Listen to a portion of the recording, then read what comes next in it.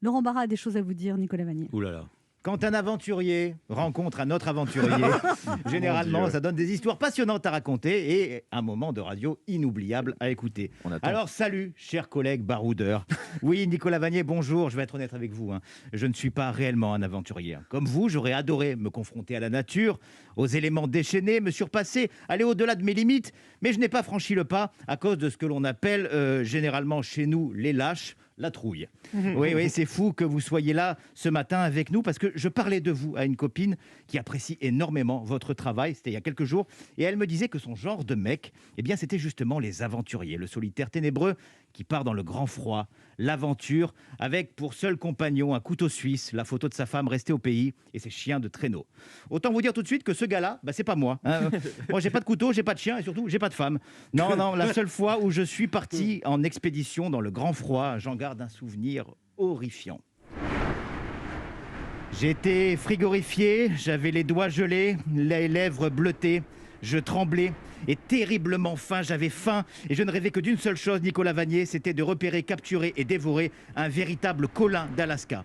Et j'ai mis 45 minutes à en trouver un. Vous vous rendez compte ? 45 minutes. Qu'est-ce qu'ils sont mal rangés, les rayons chez Picard.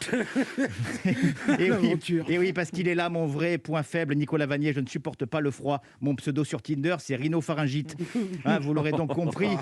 Même si, sincèrement, j'aurais adoré, je ne vous accompagnerai jamais dans le grand froid. Alors, Gion-les-Pins, Mandelieu-la-Napoule, Ibiza, j'aurais fait un effort. Mais là, la Sibérie, le Grand Nord canadien, l'Alaska... Je sens que je vais vous retarder. Non, je vais vous retarder. Laissez-moi là. En plus, je suis allergique aux poils de grizzly, donc ça ne sert absolument à rien.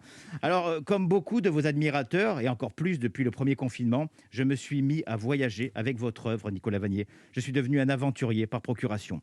Alors que l'on parle de plus en plus de passeports sanitaires, vos films, vos livres sont devenus, pour les plus jeunes et aussi les moins jeunes, l'unique laissez-passer vers un horizon à plus de 10 km de nos domiciles. Des films, des livres qui font du bien autant à l'âme qu'au cœur et qui provoquent des prises de conscience. Et ça a été mon cas, moi, devant un film. S'il est bon, je m'identifie totalement à lui. Je veux voir un policier, je veux être flic. Je vois une comédie romantique, je veux être amoureux. J'ai vu Le Parrain, je voulais être dans la mafia. J'ai vu Poli, je voulais un poney. Voilà. Voilà. Mais merci pour la tendresse de ces films. Merci pour le bon sens de vos livres. Merci d'être l'une des rares personnes à qui on peut encore indiquer une adresse en lui disant, sans paraître bizarre, à vol d'oiseau, c'est un 500 mètres. Oui, vous avez volé avec des oiseaux. La politique, le cinéma, l'écriture, l'aventure, le monde est à vous et c'est rassurant. Parce qu'avec vous, il sera toujours entre de bonnes mains. Merci.